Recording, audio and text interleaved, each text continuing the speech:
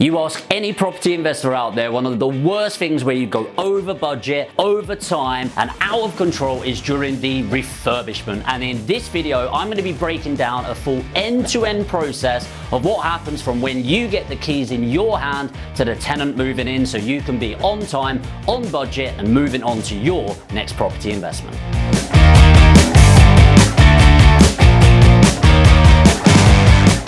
Before we jump into the full refurbishment process, the thing to think about first is actually before all of that. So before you even agree to purchase the property, you need to get somebody out there to price up this opportunity. What you're either going to do is get a project coordinator or project manager, or you're going to act as the project coordinator or project manager and get the guys or girls in to price up this opportunity. If you are relatively new, I strongly recommend getting a project coordinator to group individuals together, get this priced out, and set a time frame on this. Quick tip, if they're not a qualified project manager, I recommend for a basic refurbishment, asking a joiner to do this for you. If you know a joiner, the reason I think they're great is they happen to be there at the beginning, middle, and end of a refurbishment project. So they've got people and understand they've got friends in the industry, they've worked together before, which is key when you want a conducive work environment. So make sure to get somebody in to price up, you put in your offer on that basis, and you get your time frame. The second thing with this is once you're going through legals, you must set your exchange or target exchange and completion day and communicate effectively during the legal process for when you're going to get the guys and girls in to do the refurbishment, because everything is about speed and efficiency. So the question is, now that you've bought the property, what do you do first? So first of all, we're making the assumption here that this is your bread and butter, boring, vanilla buy-to-let, like I love them. We're thinking your 3-bed, mid-terrace or semi-detached property. It doesn't need structural issues, it's not needing a roof to go off or anything fancy like this. Keep it boring, keep it vanilla.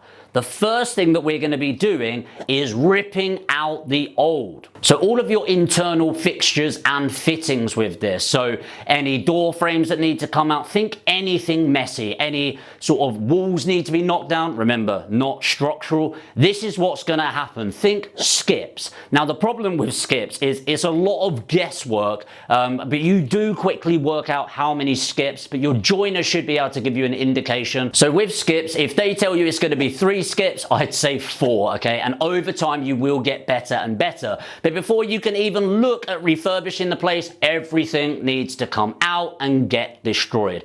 Quick tip with that, ask the neighbors if they're okay you burning some bits in the garden. Ask if they've got anything to chuck on, because pretty much anything that can be burnt, like wood, into ashes, which a lot of a rip out will be, you're going to save yourself a lot of money. So as long as you've got decent neighbors that are cool, some of them get a bit funny and then just get the skips, keep them on side, but it's an easy way to keep your costs down.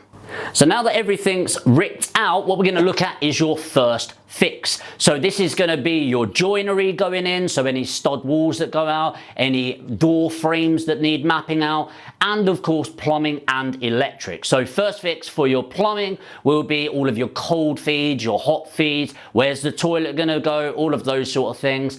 And all of your electrics first fit is going to be mapping out where the sockets are going to go and putting in all of the wiring. So this is where it's the messy phase. You're in the loft and things like that, or you shouldn't be. Your sparky or electrician will be in the loft, plumber doing all of the pipe work, and you're ready to move to the next stage. So now that all of the messy stuff is done and out of the way, now it's going to start cleaning up, and the first step with this is your plasterer. So they're going to go in and do the boarding, the bonding, and the skimming to make it all look pretty, and at the end of this process everything's going to look pink around you.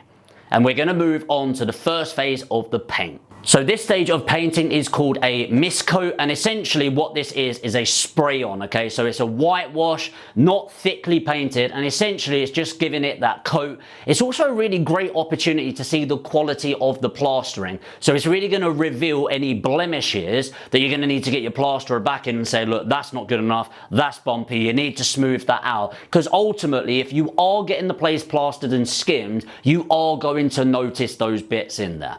Once this is done, you're going to go in for your second fix. So again, we've got the joiner, the sparky electrician, and the plumber.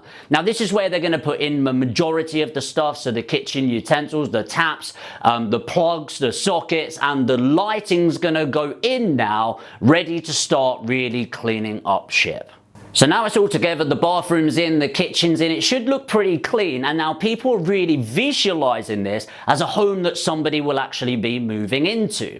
So the next stage is getting it painted properly. This is where they're going to spend a little bit more time on it, get the duct tape around to make sure it's not going to get painted over the lights. Recommendation on this, make sure that you've not actually put the faces of the sockets on the light switches and the plugs, and if you have, make sure to pull them out and put some masking tape. Nothing worse than having a new property with bits of paint on the lights. I really hate it when I see that in even some of my properties. So it all gets painted, and then once that's done and it's allowed to dry, in go the carpets. Quick tip with that, if you want a long-standing tenant and you want to increase the quality, pay the bit extra and get some bloody underlay under the carpet so it feels good when you're walking around and it helps with wear and tear.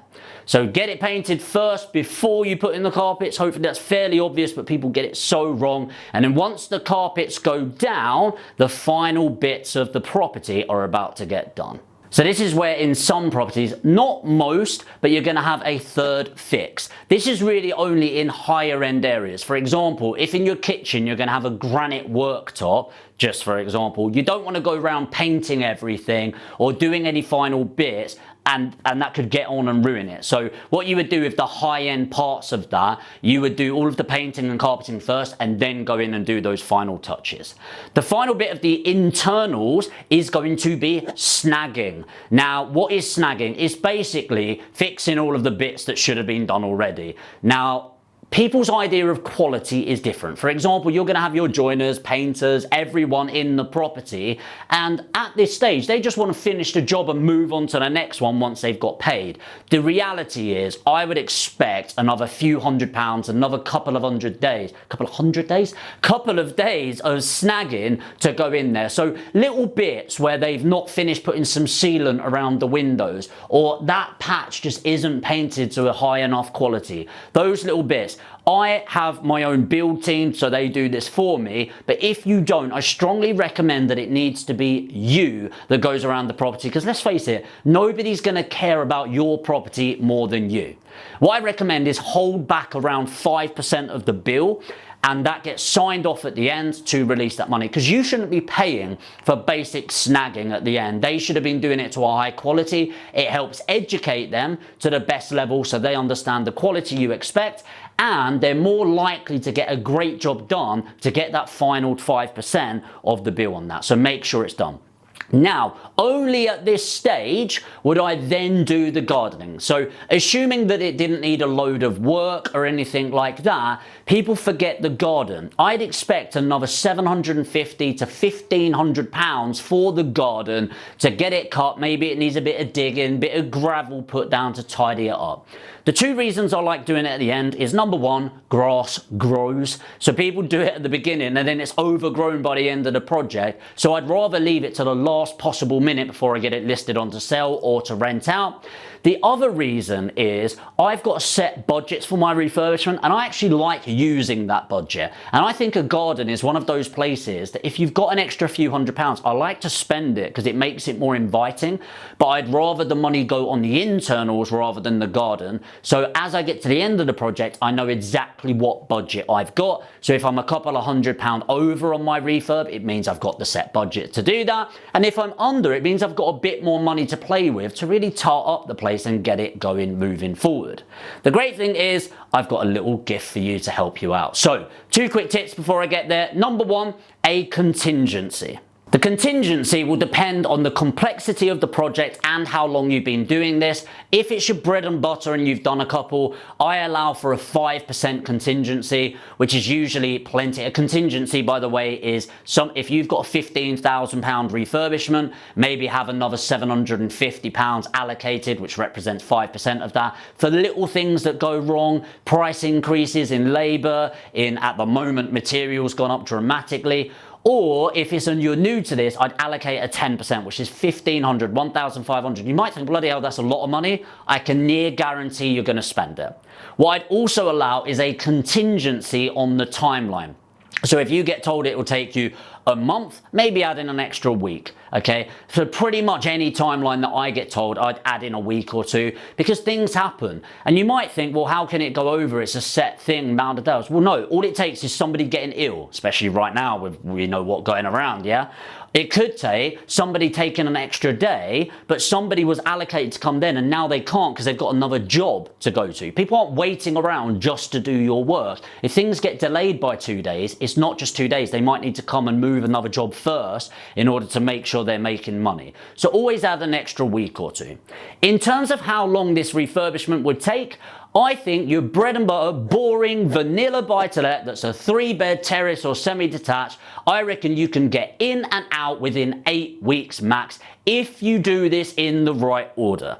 Well, I've got great news for you if you made it this far in the video. As a thank you and a reward for you watching the video, hitting the like button, and if you're not subscribed, make sure to do that as well. I've actually put together a handy guide that goes along with this. There's a bit.ly link, bit.ly link below. Click on there, you can download it, and it's going to give you a design to go along with this. So you've got a step-by-step breakdown of everything we've spoken through with a rough guide of prices and timelines of what you can expect, and of course the power team that you're going to need to build up to go along with this. Let me know what you thought of the video. Hit the like button and the subscribe, but of course more importantly, make sure to let me know what you thought in the comments. Was there anything I missed out? And by the way, download the guide and let me know what you thought of that, and most importantly, have a great day and I'll see you in the next video.